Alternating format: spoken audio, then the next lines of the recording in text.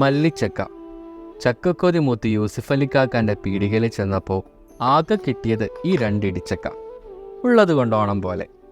ധാന്യകങ്ങൾ, നാരുകൾ, ജീവകം C, A എന്നിവയുടെ കലവറയാണ് വിളയാത്ത ചക്ക അഥവാ ഇടിച്ചക്ക.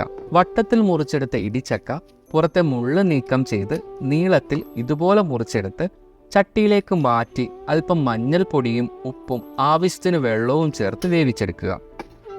ഇനി ഒരു മിക്സിയുടെ ജാറിലേക്ക് ഏകദേശം 15 ചെറിയുള്ളി, 2 വെളുത്തുള്ളി, 3 ടേബിൾ സ്പൂൺ പച്ചമല്ലി, 8 വറ്റൽമുളക്, 1 ടീസ്പൂൺ കുരുമുളക്, 1/4 ടീസ്പൂൺ മഞ്ഞൾപ്പൊടി എന്നിവ ചേർത്ത് തരികളായി ചതച്ചെടുക്കുക. ഇനി ഒരു ചുവട് കട്ടിയുള്ള പാത്രത്തിലേക്ക് വെളിച്ചെണ്ണ ഒഴിച്ച് 2ആയി മുറിച്ച വറ്റൽമുളകും 1 ടേബിൾ സ്പൂൺ ഉഴുന്നും ചേർത്ത് വറുത്തെടുക്കുക. 2 തണ്ട് കറിവേപ്പിലയും ചതച്ചു വെച്ചതും ചേർത്ത് നന്നായി ഇളക്കി യോജിപ്പിച്ചാൽ വേവിച്ച് വെച്ച ചക്ക ചേർത്ത് കൊടുക്കാം.